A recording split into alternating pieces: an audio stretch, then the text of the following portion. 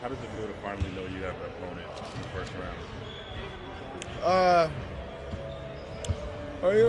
just like any other year, you decided to start the playoffs. This is what you play for this moment, and try to make a run at a championship. So, it's exciting. How was practice today, and how do you gauge the mood and the feistiness of this team right now? It was a great practice, man. Focus levels is great. You kind of see pep in the step. So, it was a good day for us. Draymond, Steph said the other day that this team, regardless of the struggles and the injuries over the last stretch, knows what to do this time of year. And that it's a new season, right, for you guys? Definitely. We got the experience. We know what it takes. Experience usually plays a part in, winning and losing at this time of year. And I think, when it comes to winning at this time, collectively as a team, I think we got more experience than just about any other team out there that's been together for, some time. So.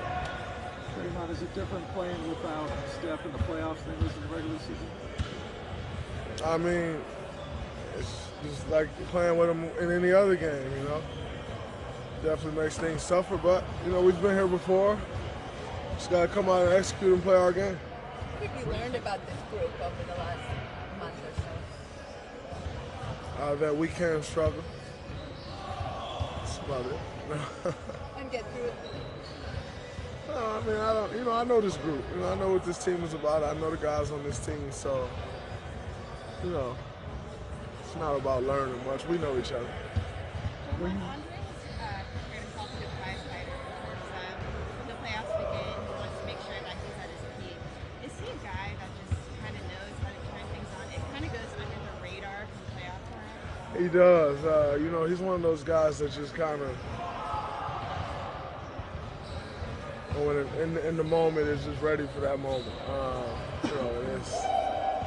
It's a special thing. It's a trait that many people don't have. So it's definitely something special. And of course, on this team, it's going to float under the radar.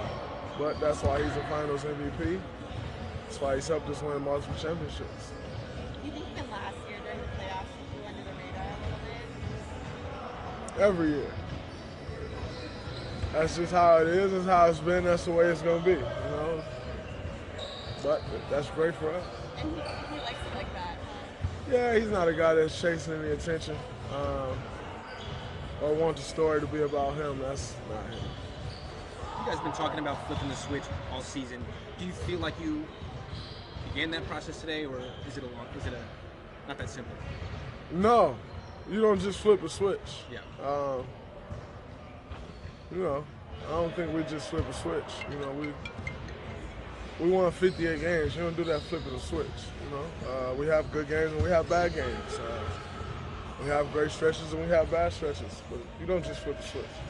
What does it say about the center by committee sort of that Steve has been doing, where different guys can contribute different nights, and they may not get many minutes on the other night, and they just stay ready? It says a lot about the culture that's been built around here. The type of professionals that are here, and just staying ready, waiting for their number to be called and giving the team what they got. I think it's been more attention focused on that this year, but he's kind of been doing that, ever since Bogut left. It's just kind of been by committee. So, all our centers bring us something different, bring us a different look, and that's great for us.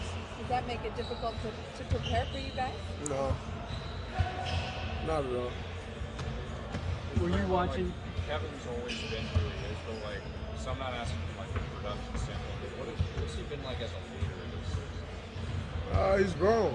I think that's an area that, even he would admit that it was something that, over the years wasn't as comfortable with, and has continued to grow in that area. So, that's all you can ask for.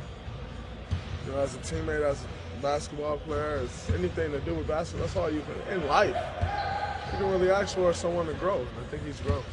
What jumps out to you as far as what he's shown in his just his communication. He's gotten more and more comfortable communicating, not afraid to hear his own voice. Were you watching games last night? How Yes, it intent was were you to fun. figure out who your opponent It was? ain't had nothing to do with who we was gonna play.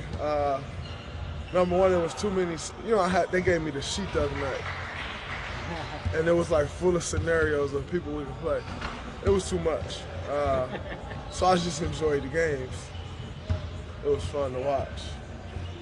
Real fun to watch. Nah, I couldn't do it. Nah, I couldn't. Nah, I think I'm a pretty smart guy, but that was too much for me. So I just enjoyed the basketball games. That Minnesota-Denver game was real good.